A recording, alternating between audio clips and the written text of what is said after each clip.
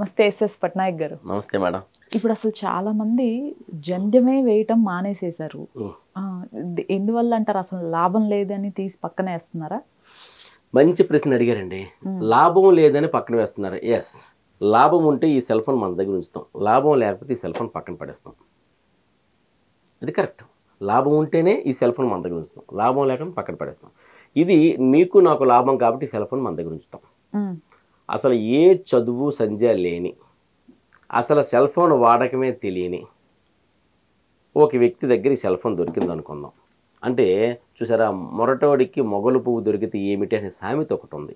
అలాగా మొరటవాడికి దొరికినట్టు అసలు ఏమీ తెలియని వ్యక్తికి దొరికితే కింద మీద చూసేది నాకు ఎందుకని పక్కన పడేస్తారు. ఏమ రైట్ కదండి.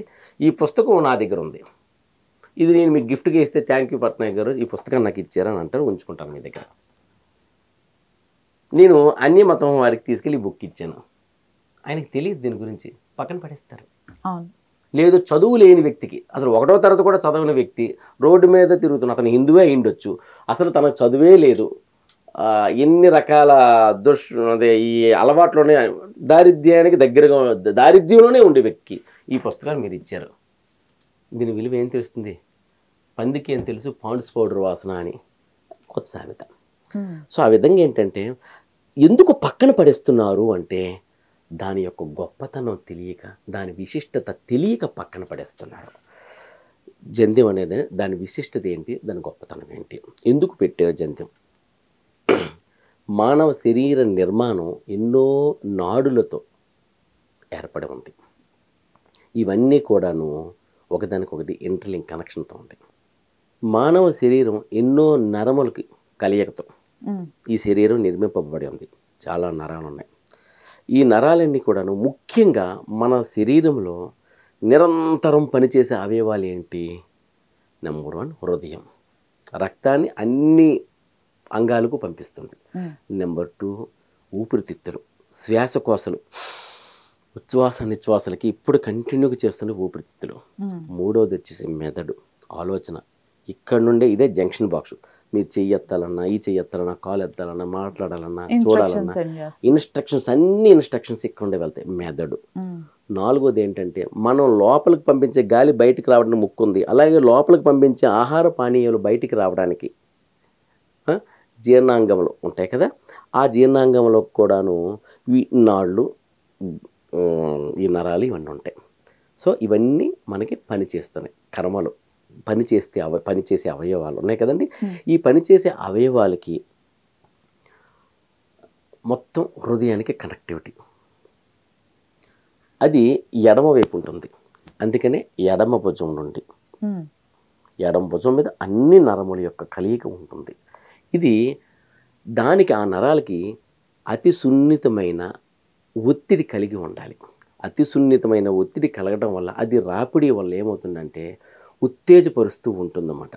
దాని కొరకు సున్నితమైన ఉత్తేజము కావాలి. దానివల్ల హృదయం ముఖం ద్వారా వెళ్ళే అన్ని అవయవాలకు వెళ్ళే రక్త ప్రసరణ సక్రమంగా జరగాలన్నా, ఉచ్ఛ్వాస నిశ్వాసాలు కరెక్ట్గా జరగాలన్నా, మెదడులో మంచి ఆలోచనలు రావాలన్నా, చక్కగా ఉత్తేజపరుస్తూ ఉండాలన్నా, అప్పుడు ఏమవుద్దంటే ఎడమ వైపు నుండి జంధ్యం అనేది, అంటే ఒక దారం అంటే ఒక వస్తువు, దాన్ని ఉత్తేజపరుస్తుండాలన్నమాట శుతిమెత్తంగా. అయితే ఏంటంటే ఇక్కడ శుతిమెత్తంగా ఉత్తేజపరిస్తే ఏమవుతుంది? మీకు భారతీయ సినిమాలో చూపించారు, చేతులు ఇట్ట అని, వేళ్ళు ఇట్ట అంటే ఇక్కడంటే పక్షవాతం వస్తుంది, ఇక్కడంటే కాలు పడిపోతుంది, ఇక్కడంటే మెదడు పడిపోతుంది, ఇక్కడైతే మాట పడిపోతుంది, ఇలా రకరకాలుగా సినిమాలు చూపించారు. దీన్ని మర్మ విద్య అన్నారు. ఈ మర్మ విద్య అనేది ఒకటి ఉంది కదా, అంటే నరమంలో పట్టుకొని చేసే విద్య. అంటే అది ప్రభావం మైనస్కి, దాన్ని తీయటం కూడా ఇతనికే వచ్చు, చేసేవాడే తీసేవాడు. ఆ విధంగా నరాల మీద అంత ఎడ్యుకేషన్, మర్మ విద్య ఉంది. అలాంటి మర్మ విద్యలు తెలిసే రోజుల్లో తెలుసుకున్న మునులు, ఋషులు దీన్ని ఒకటి కనుక్కొని తయారు చేసి, ఈ జంధ్యం అనేది ఎడమ భుజం నుండి ఉండాలి, ఉత్తేజపరుస్తుండాలి, ఎడ్యుకేషన్కి కావాలి అనేది పెట్టడం జరిగింది. సో దీనివల్ల ఏంటంటే మీకు ఒక మంచి ఉదాహరణ ఇస్తాను. చిన్నప్పుడు స్కూల్లో చదువుకునేటప్పుడు తొడపాసం పెట్టేవారు. తెలుగు మాస్టర్ ఇక్కడ దండకి ఇలా చిక్కేవారు. తెలుగు మాస్టర్లు ఎక్కువ చేసేవారు. ఎందుకంటే తెలుగు మాస్టర్ అంటే మిగతా మాస్టర్లకి ఈ విద్య తక్కువ, తెలుగు మాస్టర్లు ఏంటంటే ఈ విద్య ఎక్కువ. వాళ్ళు ఈ పుస్తకాలు చదువుకునేవారు. దీని ద్వారా ఏంటంటే పిల్లల్లో చైతన్యం కలిగించాలి. పిల్లల్లో చైతన్యం కలిగించాలి. కాబట్టి ఏంటంటే ఇది చేసేవారు. అందుకనే ఈ జంధ్యం కూడా ఏం చేస్తారంటే ఎక్కువగా చెవి మెలి పెట్టేవారు. చెవి మెలి పెట్టేవారు ఎందుకు తెలుసండి? నేను సంస్కారవంతంగా ఒక సరదాగా హాస్యంగా చెప్తాను, మీరు సంస్కారవంతంగా అర్థం చేసుకోండి. స్కూల్లో పిల్లలందరూ, మేము పల్లెటూరు నుండి చదువుకుని వచ్చిన వాళ్ళం, పల్లెటూరులో అండి టౌన్లో ఎక్కడైనా ఇదే, బట్ నేను అదే ధోరణిలో చెప్తాను. స్కూల్లో పిల్లలందరూ కూర్చున్నట్టు ఒక్కోసారి బ్యాడ్ స్మెల్ వచ్చేది. రే ఎవడరా అనేవారు టీచర్, పిల్లలు కూడా ఎవరు, వీడేనండి మాస్టారు అనేవాడు. రారా రారా అని పంతులు గారు పిలిచారు. చెవు మిలికి పెట్టి, ఏం తిన్నావురా రాత్రి వేద్దావా, తెల్లవారు వెళ్ళలేదురా, అటు కాలకృత్యాలు తీర్చుకోలేదురా వెదవా నువ్వు అని చెవు మిలికి తిప్పేవారు. మాస్టర్ మాస్టర్ మాస్టర్ అనేవాడు. తర్వాత ఈ చెవి మాస్టర్ మాస్టర్ అని. ఎందుకు తెలుసా అండి? దాని ఉద్దేశం ఈయనకి ఏదో దుర్వాసన వచ్చిందని, వాడేదో ఆపన్నవాయువు విడిచిపెట్టాడని ఈ మాస్టర్ తిప్పడం కాదు. అక్కడ ఏంటంటే ఎడమ చెవికి మూత్రాశయం యొక్క నరాలు కనెక్ట్ అయి ఉంటాయి. కుడి చెవికి మల విసర్జన యొక్క అంగములు యొక్క నరాలు ఇక్కడ కనెక్ట్ అయి ఉంటాయి. ఇది తిప్పడం వల్ల ఏంటంటే వాడికి మూత్రాశయం అనేటువంటి ప్రాబ్లం ఉన్నా, ఇది తిప్పడం వల్ల అక్కడ అంటే మలబద్ధకానికి సంబంధించిన నాడులు ఉండడం వల్ల వాటిని మెలి తిప్పడం వల్ల ఉత్తేజం కలిగిస్తాయి అన్నమాట. అది తిప్పే విధానంలోనే వాళ్ళు తిప్పుతూ ఉత్తేజపరిస్తే వాడికి ఆ మలబద్ధకం పోతే లోపల ఉండే బద్ధకం పోతుంది. అప్పుడు ఫ్రీ అవుతాడు. మలబద్ధకం ఉండే వ్యక్తి ఎప్పుడు బద్ధకిష్టిగా ఉంటాడు, ఆ బద్ధకం లేకపోతే ఫ్రీగా ఉంటాడు. ఏమండి? కాబట్టి ఏంటంటే అందుకని అది తిప్పారు.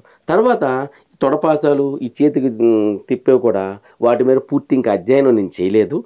చెప్పేవాళ్ళు లేక పుస్తకాలు కూడా దొరుకుతున్నాయి, కొన్ని దొరకలేదు. వాటి గురించి కూడా అనుకునేది ఏంటంటే నిద్రగా స్కూల్లో ఉంటామండి. ఒక్కసారి అంటే కొంచెం ఉత్తేజపరుస్తాం అన్నమాట. మనకి నిద్ర రాదు, తొడ మీద చిక్కిన నిద్ర రాదు, దానిపై కాన్సన్ట్రేషన్ రావాలి. బా ఒక్కసారి మత్తు వదిలిపోద్ది, మత్తు వదలరా నిద్ర, మత్తు వదలరా అన్నట్టు వాటిని అలా తొడపాసాలు తిప్పేటప్పుడు, లేకపోతే ఈ దండకి సొంటి పెక్కలు ఇచ్చేటప్పుడు ఉత్తేజం కలుగుతుంది.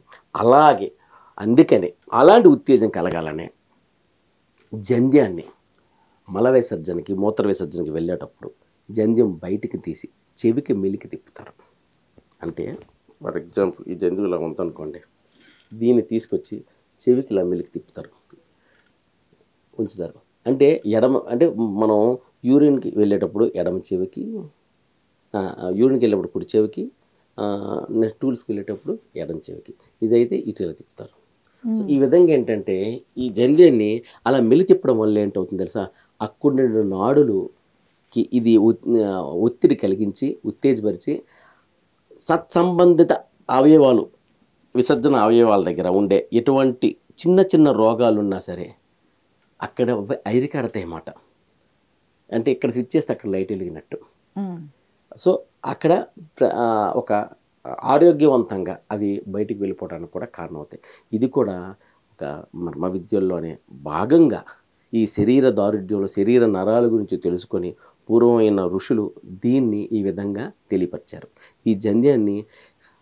సో అన్నీ కూడాను శరీర అవయవాలకు సంబంధించిన నరాలకు ఏ విధంగా ఉత్తేజపరచాలి అనే ఒక అత్యుత్తమైన సబ్జెక్ట్ మీద, ఈ సబ్జెక్ట్ని తెలుసుకోక దీన్ని లేకపోతే తెలుసుకోవాలని ఇష్టం లేక హేతువాదులు దీన్ని తప్పుపడతారు. ఇప్పుడు నేను చెప్పిన దానిపైన కూడా కామెంట్స్ పెడతారు. ఇక వాళ్ళ కామెంట్స్ ఎలాగుంటాయనేది వాళ్ళ తల్లిదండ్రులు వాళ్ళకి నేర్పిన సంస్కారం బట్టి వాళ్ళ కామెంట్స్ రాస్తారు. అది వాళ్ళ తల్లిదండ్రులు నేర్పే సంస్కారానికి ప్రత్యేకంగా ఉంటాయి వాళ్ళు పెట్టే కామెంట్స్.